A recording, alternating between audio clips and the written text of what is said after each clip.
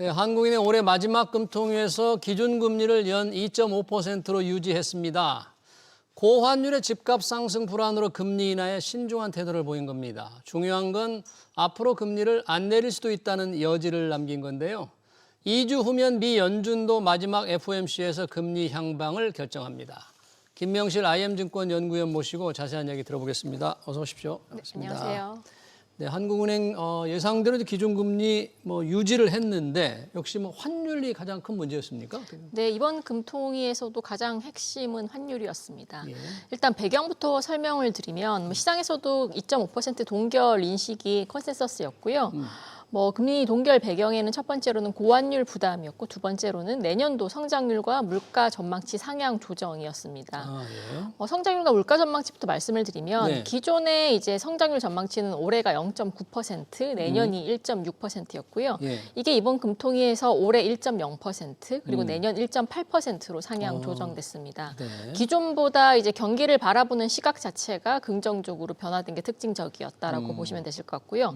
두 번째로는 물가죠. 물가 전망치도 올해와 내년 모두 2.1%로 상향 조정됐습니다. 네. 결국 인플레이션에 대한 부담감들은 굉장히 큰데 경기 개선도 이제 이전 대비해서는 둔화 속도 자체와 폭이 크지 않다 이런 시각들이 반영이 되면서 급하게 선제적으로 금리 인하를 할 명분 자체가 줄어들었고요. 네. 거기다가 지금 최근까지도 이제 고환율 부담이 상당 기간 장기간 유지되고 있는 만큼 예. 환율이 가져다주는 부작용 대표적으로는 이제 환율이 올라가면 수입 물가가 올라가고 시차를 두고 소비자 물가가 올라가는 이런 부담감들을 선제적으로 반영해서 금리 인하보다는 동결을 선택했지 않았을까라고 보고 있습니다. 네.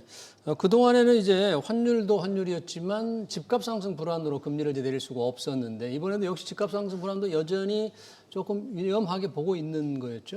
네, 통화정책 방향문이라든지 경기 전망에서 집값에 대한 우려들은 여전히 반영되어 있습니다. 다만 이제 직전 10월 금통이랑 달라진 점은 이창용 한은총재의 커멘트에서도 결국 금리 정책만으로 부동산 가격을 제어할 수는 없다라는 게 한 번 더 언급이 됐었고요. 네. 그러다 보니까 이전보다는 금융 안정 측면에서는 부동산과 가계대출보다는 포커스가 환율 쪽으로 더 옮겨가고 있는 것 같았습니다. 네.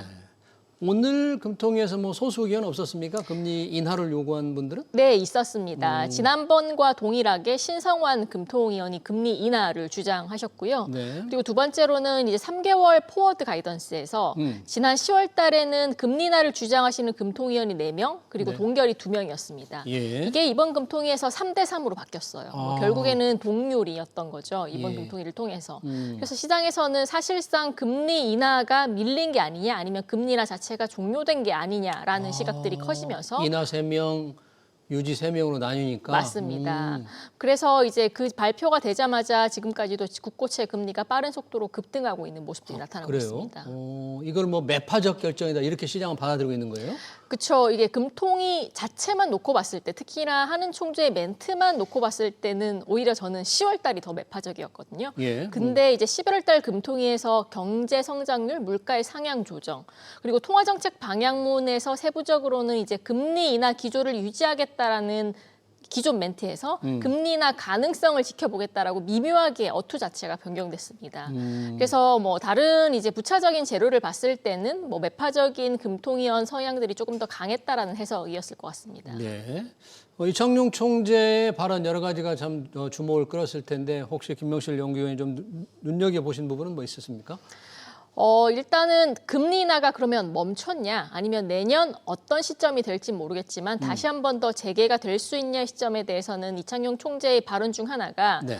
국내 성장률 전망치가 내년도 1.8%로 상향 조정됐습니다. 그렇죠. 다만 이제 국내 잠재 성장률 수준이 1.8에서 2% 정도 범위에 머물러 있기 때문에 여전히 산출갭, GDP 산출갭 측면에서는 마이너스 산출갭 구간이고 금리 인하의 필요성이 여전히 있는 구간이라는 설명이었습니다. 그 말은 즉슨 이제 물가라든지 환율 같은 금융 안정과 관련된 변수들이 어느 정도 안정화되고 난 이후부터는 다시 한 번 더 경기 안정 쪽으로 집중할 수 있다는 한국은행의 의지지 않을까라고 보고 있고요. 네. 시기 자체도 상반기까지는 아까 말씀드린 대로 이제 환율이 가져다주는 물가의 시차를 고려하면 상반기까지는 물가 부담이 높기 때문에 금리 인하를 하긴 어려울 것 같고요. 예. 하반기부터 이제 물가 안정 여부와 경기 방향성에 따라서 추가적인 금리 인하를 검토할지 안 할지가 결정될 수 있을 것 같습니다. 그러다 보니까 시장에서는 시장 금리가 이렇게 뛰었군요. 국고채 금리가. 맞습니다. 당분간 이런 상당히 높은 금리, 시장 금리 상승, 인상 압박은 좀 이어질 수 있겠네요. 지금 분위기라면. 네, 이제 뭐 시장 금리가 뭐 쉽게 말하면 빠지기는 어려울 것 같습니다. 뭐 가장 큰 이유는 통화 정책적 부분도 있고요. 예. 물론 그렇다고 해서 지금 뭐 당장 인상 사이클로 네. 전환이 되냐 이 여부는 아닐 것 같고 이번에 이창용 총재의 멘트에서도 뭐 지금의 의미를 인상 사이클 전환으로 해석하지는 말라라는 직접적인 언급이 지난번 있었습니다. 이창용 총재 금리 방향 전환해서 혹시 맞습니다. 인상을 염두에 돼 있잖아 이런 얘기가 있었는데 그런 해명은 없었어요. 거기에 대해서 AS가 있었습니다. 네. 네, 그래서 네. 그 발언에 대해서 인상을 의도한 발언은 아니다라는 인상의 직접적인 발언이 발언이 아니다. 있었습니다. 예. 아직은 인하 사이클을 조금 더 지켜봐야 될 구간이기도 하고 예. 그래서 이런 부분들은 시장에서는 어느 정도 조금 안도감을 줄 거라고 기대를 했었는데 오히려 시장에서는 그것보다는 장기간 동결 기조가 유지될 수 있다라는 불안감들이 금리 상승 방향 쪽으로 이끌어내고 있다고 보시면 되실 것 같고요. 네. 그리고 두 번째로는 금리가 이렇게 올라가는 이유는 내년도 국고채 등 이제 채권 발행이 굉장히 쏠려 있다는 점들도 지금 시장에 선제적으로 반영이 되고 있습니다. 채권 발행 물량이 늘어납니까? 맞습니다. 네. 뭐 국고채를 비롯해서 지금 이제 정부에서 AI 투자 관련돼서 첨단 기급 산업 관련된 채권들이 내년 발행 한도가 15조 원 정도 책정이 돼 있고요. 예. 국고채도 230조 원 그리고 이제 연초에 지방채 발행까지 앞다투어서 예정돼 있기 때문에 이런 발행에 대한 물량 부담감들이 금리에 지금 상승 방향을 이끌고 있다라고 보시면 되실 것 같습니다. 네, 이제 시장 금리가 어떻게 되느냐는 장기 국채 투자하신 분들한테 영향을 미치기 때문에 아주 민감하게 지켜보고 있는 것 같습니다. 성장률 올해 내년 조금씩 올렸는데 그래도 1%대잖아요. 내년 해도. 그 이후 내후년 2027년 성장률도 좀 예고가 됐나요? 네, 2027년도 성장률도 1.9%로 지금 예고가 됐었고요. 네. 네, 그러다 보니까 3년 연속으로 이제 1%대 성장률 자체는 뭐 이게 뭐 좋은 성적표라고는 할 수는 없을 것 같습니다. 네. 뭐 그러다 보니까 하는 쪽에서도 뭐 금리 인상이라든지 아니면 이제 인하 사이클이 종료됐다라는 이런 직접적인 발언은 하지 못했던 것 같고요. 네. 다만 시장에서는 뭐 생각보다 최근에 이제 반도체 사이클이 호조를 보이면서 국내 수출 경기가 IT 산업 위주로 굉장히 우수한 실적을 내주고 있고요. 뭐 그런 점들을 반영했을 때는 성장률의 추가적인 상향 조정 가능성까지도 아마 시장에서는 뭐 일부 반영되지 않았을까라고 보고 있습니다. 네. 이 최근 시장에서는 우리 국민연금이 원달러 환율 안정에 동원되는 게 아니냐. 그래서 국민연금 수익률이 영향을 받는 게 하는 우려가 굉장히 높아졌는데 이창용 하는 총재가 이 부분에서 설명을 했다는데 어떤 입장이었나요? 네, 이번에 이제 국민연금의 환해치 관련돼서 질문이 있었고요. 예. 뭐 주요 발언은 한 두 가지 정도로 요약하시면 좋을 것 같습니다. 아무래도 최근에 원달러 환율이 1,400원대에서 고착화되고 추가적으로 변동성이 확대될 여지가 있다 보니 국민연금의 자산 포트폴리오상 해외 자산에 대한 투자 비중이 상당하고요. 그리고 뭐 최근에 이제 서학개미처럼 네. 개인들의 해외 증권에 대한 투자들도 커지다 보니까 상대적으로 환율 변동성에 연금의 자산이 노출되는 데 대한 그런 걱정, 우려감이었던 것 같습니다. 네. 그래서 연금이 지금 당장 환해치를 비중 자체를 늘린다는 계획은 아닐 것 같고요. 예. 왜냐하면 현재 국민연금의 환해치 비중은 현재 최대 10% 정도로 그 가이드라인이 있습니다. 아. 여기에 대해 비중 조정을 두고 그동안 이제 갑론을박이 계속 많았는데 뭐 이창용 총재의 멘트 자체는 연금의 자산 특성 자체가 국민의 노후 자산이기 때문에 조금 더 안정적인 차원에서 관리가 필요하고 단기적으로 환율의 변동성에 노출이 되면 국민들의 심리적인 불안 그리고 이게 실질적인 자산의 손실로 연결될 수 있기 때문에 중기적으로는 환해치 관리 자체를 조금 더 투명하고 확장해서 해야 된다라는 발언의 취지였습니다. 네.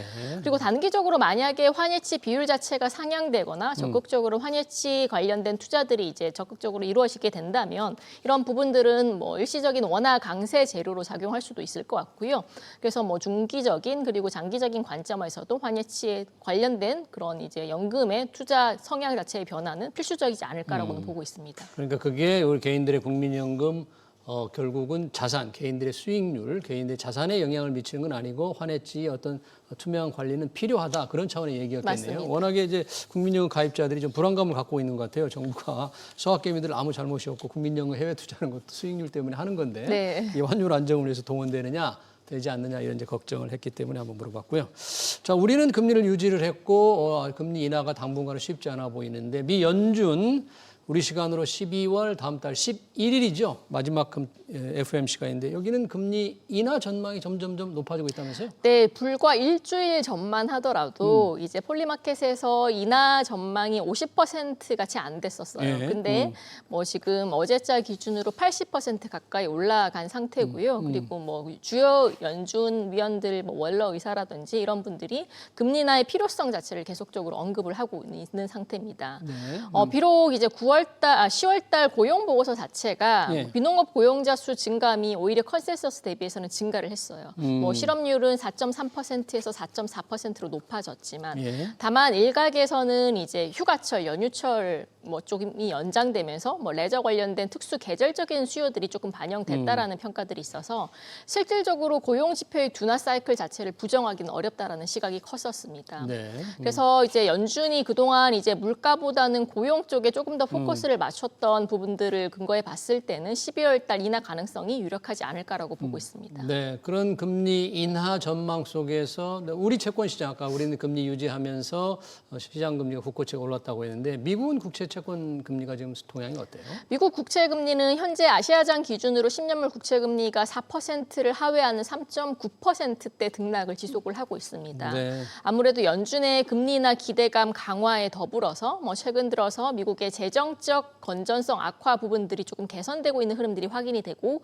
마지막으로는 최근에 베센트 재무장관이 미국 장기 국채 발행 비중을 점진적으로 축소하겠다라는 이런 발언들을 시사하면서 국채 금리 하향 안정화 일정 부분 기여를 했던 것 같습니다. 네.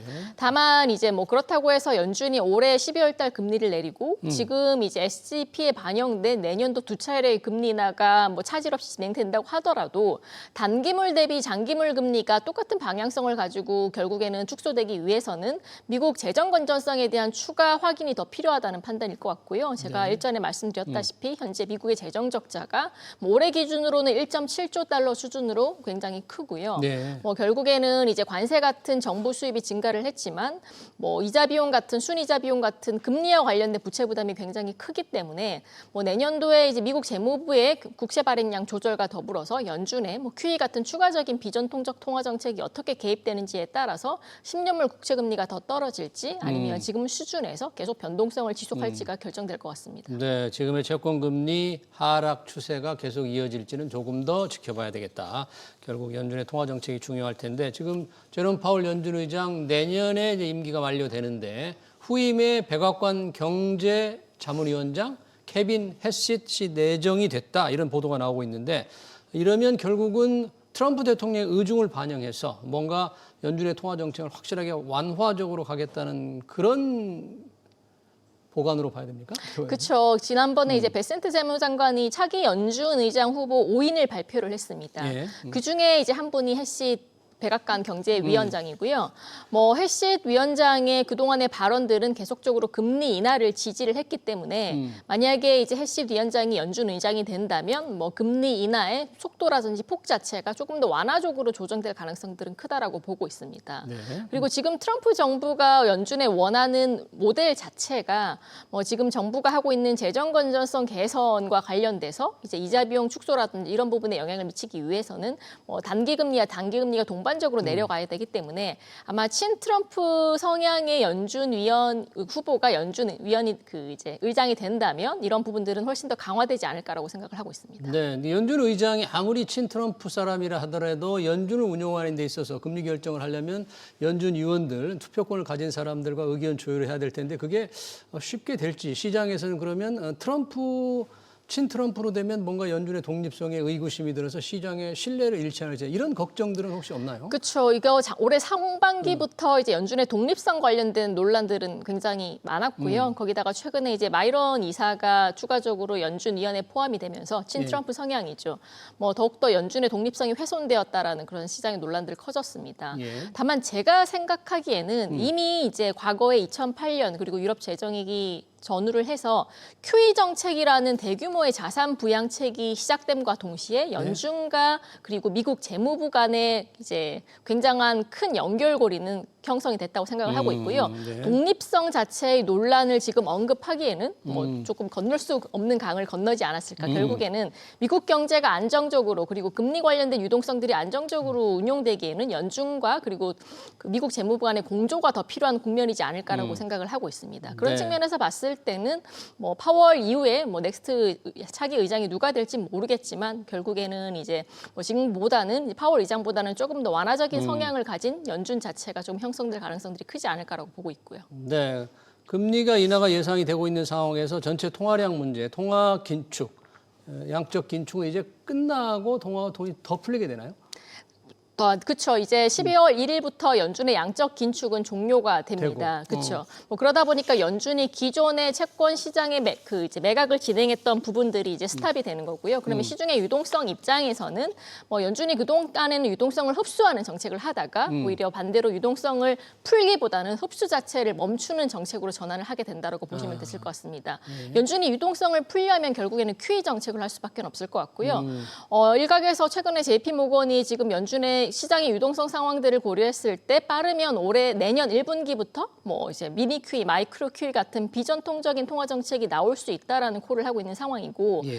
뭐 저희는 이제 뭐 상반기까지는 적어도 지금 연준이 생각하고 있는 3.25% 정도까지는 기준금리를 인하할 거라고 생각을 가지고 있고요. 그리고 하반기부터 뭐 장기 금리가 잡히지 않고 단기 시장의 유동성 경색이 포착된다면 뭐 마이크로 QE나 YCC 같은 비전통적 통화 정책이 개입될 가능성들은 여전히 남아 있다라고 생각을 하고 있습니다. 네, 잘 들었습니다. 한국은행 금통위의 기준금리 유지 결정과 연준의 금리 인하 전망까지 잘 들었습니다. 지금까지 김명실 IM증권 연구위원이었습니다. 고맙습니다. 감사합니다. 네.